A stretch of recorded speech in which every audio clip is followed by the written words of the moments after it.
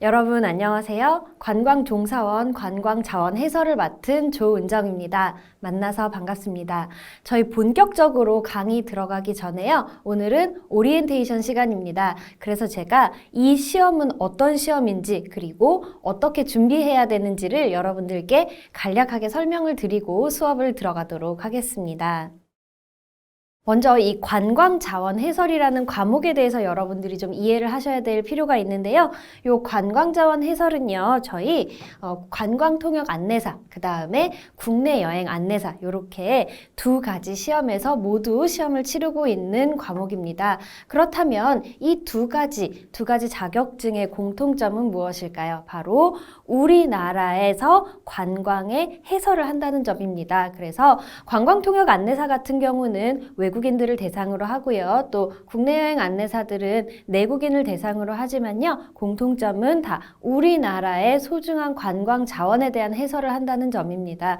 그런 의미에서요. 이 과목은 어떻게 보면 실무와 가장 밀접하게 연결이 되어 있는 과목이라고도 볼 수 있습니다.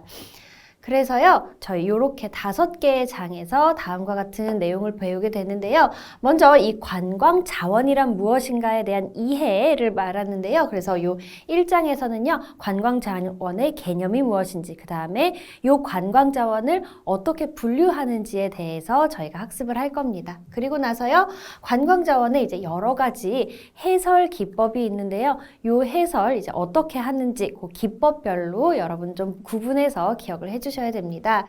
그리고 나서요, 요 3장, 4장이 가장 중요한 파트라고 볼 수 있습니다. 바로 자연관광자원 되겠는데요. 자, 여기에서는요, 우리가 이제 뭐 국립공원이라든지 군립공원, 도립공원 이런 공원들에 대해서 좀 학습을 하게 되고요. 그 다음에 자연의 형태에 따라서 또 나눠서 학습을 하게 됩니다. 뭐 산지형, 하천형, 해안형, 뭐 그리고 동굴도 굉장히 또 중요한 파트 중에 하나가 되겠고요. 그 다음에 요 4장은요. 요 전체 챕터에서요. 기출 빈도가 가장 높은 파트이기도 합니다. 내용도 가장 방대하고요. 또 외울 것도 가장 많은 것이 사실입니다. 그래서 요 문화관광자원 같은 경우는요. 또 유형의 문화관광자원도 있고 무형의 문화관광자원도 있죠. 그래서 이렇게 다양한 우리나라의 문화관광자원에 대해서 배우게 됩니다. 이 파트 같은 경우는요. 또 우리 다른 필기 과목 중에 관광국사와도 굉장히 밀접한 연관이 있어요. 그래서 특히 문화사, 그래서 뭐 유물이라든지 유적, 문화 이런 것들이 다 이 내용에 포함이 됩니다. 그리고 나서 마지막 복합형 관광자원 같은 경우는요. 여기는 이제 산업형 관광자원, 그 다음에 좀 이제 더 발전된 관광자원에 대해서 학습을 하게 됩니다. 그렇다면 이렇게 이제 5개의 장이 있는데요. 제가 기출 빈도를 간략하게 설명을 드리겠습니다. 그래서 보시면요, 대략적으로요, 한 요 1장, 2장을 합쳐서요, 한 10% 정도가 출제가 됩니다. 그리고 나서 요 자연 관광 자원이 한 25% 정도 또 출제가 되고요. 그 다음에 이 문화 관광 자원이 제가 가장 많다고 했죠. 여기서 한 약 50% 정도가 출제가 됩니다. 그리고 이제 나머지 복합형 관광 자원에서 뭐 약 15% 정도가 출제가 된다. 이렇게 기억을 해주시면 여러분들이 각 장을 공부할 때 이제 어떤 정도의 빈도로 공부를 해야 되는지가 파악이 되시겠죠. 그래서 이런 식으로 이제 관광자원 해설은 이런 식으로 이제 챕터가 구성이 되어 있는데요. 그렇다면 어떻게 공부를 해야 될까요? 먼저 관광자원 해설의 특징을 좀 제가 말씀드리겠습니다.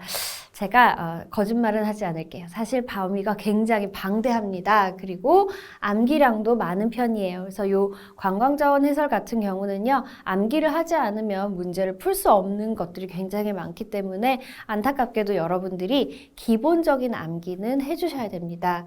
그리고요. 또 매년 업데이트가 된다라는 거는 이제 유네스코 관련 문제에서 특히 그렇습니다. 여러분 유네스코는요. UN 산하의 이제 문화기구가 되겠는데요. 우리가 특히 시험에서 다루는 유네스코의 그 문화유산 같은 경우는요, 이렇게 있습니다. 세계 문화유산이 있고요, 세계 자연유산이 있습니다. 그리고 세계 인류 무형 문화유산이 있습니다. 그래서 우리나라에는요, 이 유네스코 지정 문화유산이 굉장히 많은 나라 중에 하나입니다. 50개가 넘게 있고요. 안타깝게도 여러분 그거 다 외우셔야 됩니다. 그래서 당연히 이제 그 내용뿐만 아니라요, 이 지정 연도 그리고 어떤 것이 먼저 지정되었는지 나중에 지정되었는지 이런 것을 여러분들이 아셔야 되는데, 요 유네스코 그 세계문화유산이 계속해서 업데이트가 되고 있습니다. 가장 최근으로는요, 2022년에요, 한국의 탈춤이 세계 인류 무형 문화유산에 등재가 되었습니다. 이런 식으로요, 새로이 등재되는 유네스코 관련 내용들은요, 이 필기시험에서도 굉장히 많이 출제가 될 가능성이 있고, 특히 여러분 면접 가시면 반드시 문제가 나온다라고 보셔도 무방합니다. 그렇기 때문에 매년 업데이트가 됐지만요, 또 하나 여러분들에게 희소식을 드리자면요, 요 관광자원 해설은요, 다른 과목들과 연계도가 매우 높은 편입니다. 그래서요, 그것을 거꾸로 이야기를 하자면요, 예를 들어서 관광 국사를 여러분들이 열심히 공부를 하셨다면 이 관광자원 해설이 좀 더 쉽게 느껴지실 수도 있고요. 그리고 또 관광자원에서 나온 내용들이요, 관광학 개론이나 관광법규와도 또 연결이 됩니다. 하지만 관광자원 해설의 가장 높은 연계도를 보이는 파트는 바로 면접이 되겠습니다. 여러분 필기시험만 보시고 말 거 아니잖아요. 그래서 필기시험 보고 또 면접 준비를 따로 하는 게 아니라 이 관광자원 해설을 여러분들이 열심히 학습을 해두시면 또 면접에서도 굉장히 큰 도움을 받으실 수가 있습니다. 그래서 저는 이렇게 학습을 하려고 합니다.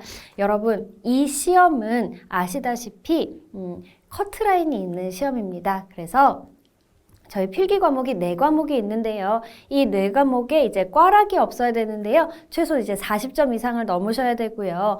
모든 그 과목의 그 평균점이 60점을 넘으면 여러분들이 필기 시험을 통과하실 수가 있습니다.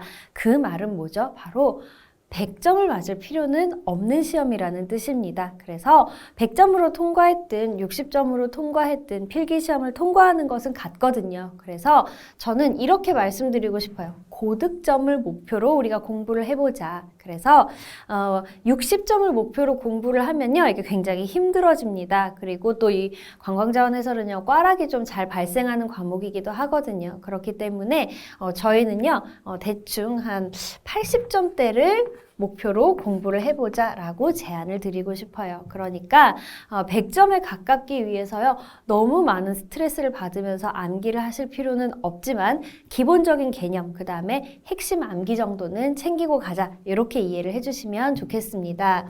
그래서 광범위한 분량이 이제 이 과목의 특징이라고 말씀드렸잖아요. 그래서 교재도 굉장히 두껍고요, 나와 있는 내용이 많습니다. 하지만 저는 수업 시간에 이 내용을 다 자세하게 다루지는 않을 예정이에요. 그래서 시험에 나오는 것 중심으로 여러분들이 꼭 알아둬야 될 핵심을 중심으로 핵심만 학습하는 방법을 저는 추천을 드리고요. 그 다음에 마지막으로는요, 이 암기법이 꼭 필요합니다. 그래서 이 주요하게 암기해야 될 사항으로는요, 여러분 우리나라에 22개의 국립공원이 있고요. 또 제가 말씀드렸던 유네스코 세계문화유산, 세계자연유산, 그 다음에 세계 인류 무형문화유산이 있잖아요. 요것들은 제가 여러분들이 좀 더 쉽게 암기하실 수 있도록 필승 암기법을 알려드리도록 하겠습니다. 자, 이렇게까지 말씀을 드렸는데요. 아마 여러분 좀 부담스럽다 라고 느끼실 수도 있고요. 한번 해볼만 하다 라고 느끼실 수도 있을 것 같습니다.